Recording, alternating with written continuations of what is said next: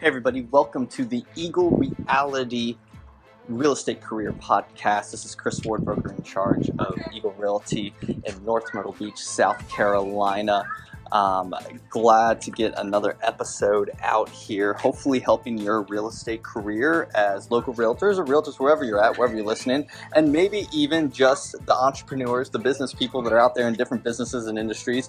Maybe you can glean something from listening to this that might apply to your business, because most of these topics are business centric, not just real estate centric. Even today's topic, we're going to talk about team building, and team building, though, is hands down the hottest trend. NAR reported statistically for the last 2, 3, 4 years. You can listen to all the main real estate coaches and they will tell you that team building teams in real estate is the number one hottest trend amongst real estate companies and realtors practicing in the real estate industry. So it's probably a good idea if you learn to do it. It's probably a good idea if you learn how to effectively, efficiently build a team around you. At some point, you're going to have to understand that building a team is just a logical step in growth. There is a ceiling. There is a limit to what you can do individually as yourself when it comes to your business. When it comes to your business growth, there's a ceiling of the capacity that you have as a one-person individual to produce. Whether that's sales goals, whether that's time, whether that's effort, whatever capacity metric you want to use, you have only so much time in a day. You have only so much time to work. You have only so many clients you can contact, you can work with, only so many closings you can be at physically, only so many hours to do the right kind of paperwork, to go on listing appointments, to go on buyer appointments. You need to multiply yourself if you want to grow, if you want to break through to new levels in your business. That's just fact. And that's for any business. That's for any company.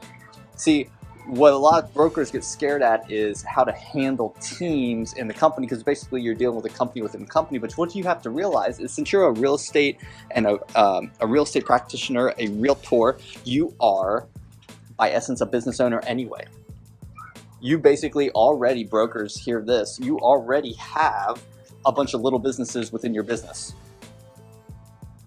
And if you are, in my opinion, a good, smart, innovative broker that wants your company and your organization to grow, you will encourage for those little businesses, those little individual businesses within your company to grow into larger businesses, because that's only going to be a win-win situation if you handle it right. Now, that may be another podcast talking about how broker owners and those of us who own companies or are broker in charges of our own companies, how we can best facilitate, encourage, come alongside and help teams grow within our company. But let me just speak a couple things about just in general team building. And this maybe could apply to your brokerage as you're hiring agents and you think of yourself as one big team, or more realistically, an individual agent looking to expand and grow their business and take it to the next level through team building.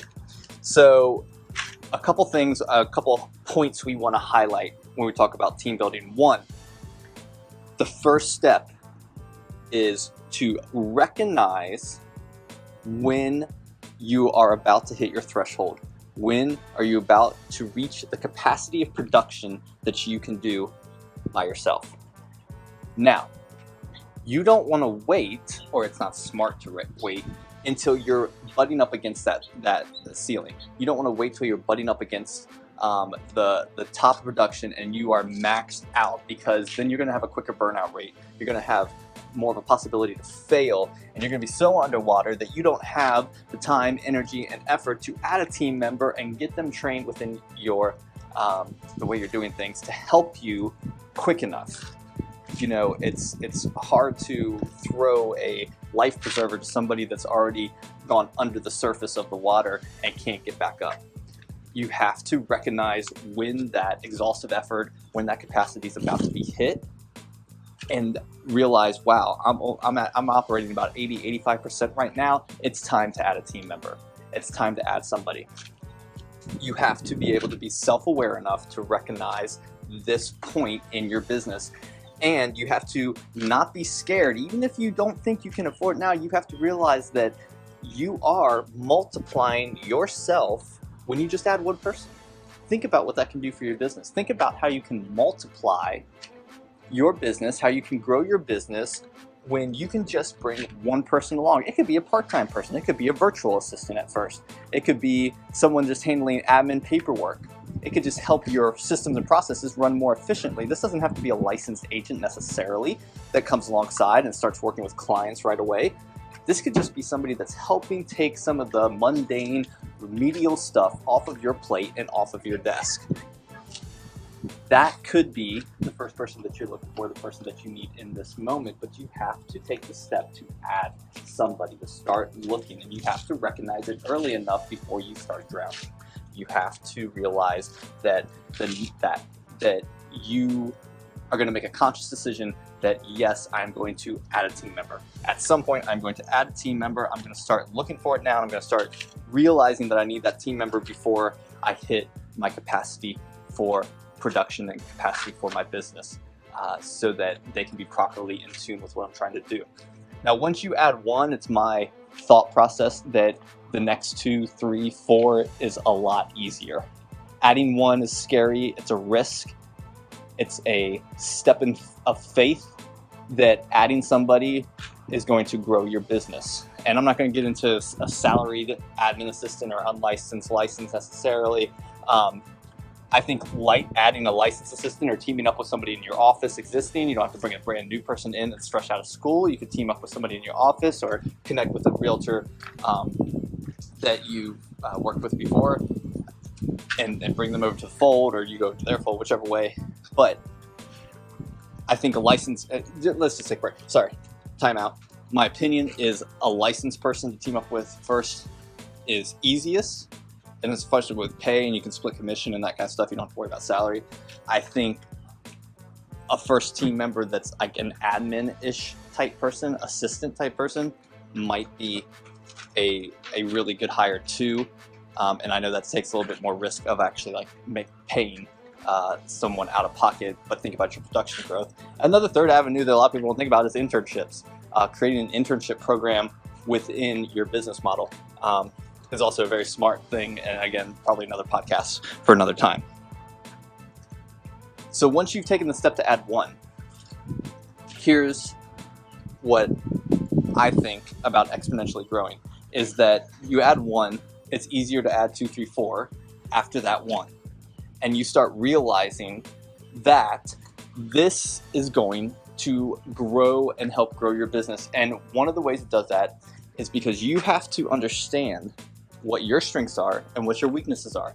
And when you bring somebody on, those first 2 or 3, 1, 2 or 3, you are trying to fill in gaps, not only for remedial tasks that you don't like to do, but hopefully you're actually filling in gaps and doing things and bringing in some people to do things that you're not good at and that they are. Match up with somebody whose strengths are your weaknesses. That would be key in anything that you want to try and do to accomplish the maximum amount of efficiency and effectiveness in bringing on team members.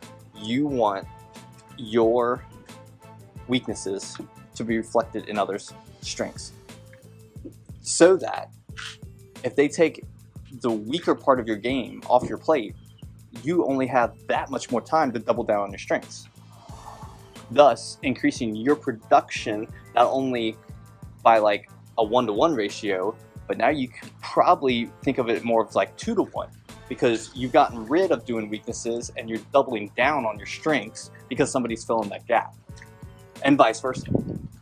So now adding one team member isn't like giving you 50% more capacity. Adding one team member could give you 75% more capacity, because you're able to focus that much more on your strengths and have somebody else double down on your weaknesses. That is a huge benefit to team building. A couple other things that you definitely want to consider when building your team is working with your broker, because you are becoming a leader. If you have a team, you have to lead. You have to realize that you are the leader of the team. If you're going to start the team, you need to recognize that you're going to have to lead people. So coming alongside, getting coaching, mentoring from your broker is a great way to not only get their support for your team building and for you to win and build your business within their framework, but to learn how to lead people, because they're already having to do that within their own organization. Or find somebody that can help you lead. It's an education process. You have to learn that it's not just about producing and selling and recognizing your strengths and being self-aware in that fact, but it's also about that you're going to have to lead people, you're going to have to lead your team, build them up, and find the qualities in them where they need to recognize their strengths. They need to recognize their goals and production level. It's more work in one sense that is going to increase your production in another. You may try to build a team to save you from the amount of work you have, but you're just trading a different kind of work, and you're really starting to create a business, an organization, a culture amongst your team. Culture is going to be another huge thing. You have to realize that once you start on the team path, you need to be building systems and processes along the way. Another time when you can team up with your broker, look at how your company does things and just micro it down to fit the size of your team and organization that you're trying to build. And work with them and see what works, see what doesn't. Meet with your broker, say, I think this could implement well with my team, but not as long as you're staying in tune with the main policies and procedures of your brokerage office. But there may be some systems and processes that you can improve on, and maybe your broker needs to look at something you come up with system and process-wise that could apply to the whole organization to make the whole organization more efficient, which is only going to make your team that much better. The more success the company has, probably the more success your team has. The more success your team has, the more success the company as a whole, and organization as a whole, and your broker is going to have as well. And that will keep that relationship growing and budding and producing in the way that is a win-win for everybody involved. So I leave you with this. Team building. It is not the future, it is the now. It is the hottest trend. It is basically what the real estate industry is going to start looking like. You need to run your company like a team, most likely, and you probably already do, creating culture, systems, processes, recognizing strengths and weaknesses. But as an individual realtor, you need to look at, should I build a team? And a team could be 2 people. A team could be 15 people. And work alongside your broker and your broker owner of your organization to see how it can be a win for everybody. Because the headache of actually making your own company and your own brokerage and you becoming a broker in charge may not be something that you want to pursue if it's a better win for production. If your strength lies in the real estate day-to-day practices, running a company is very different. Again, another podcast for another time, and we can talk about that again on a different one. I hope you've learned a little bit something about team building, hottest trend in real estate. Stay tuned for the next episode. Make sure you subscribe on our YouTube channel, /Eagle Realty 1. Subscribe to the podcast on iTunes, or go to our Soundcloud at Chris Ward Vic, and check us out all over social media at Eagle Realty SC. Thanks. Talk to you next time.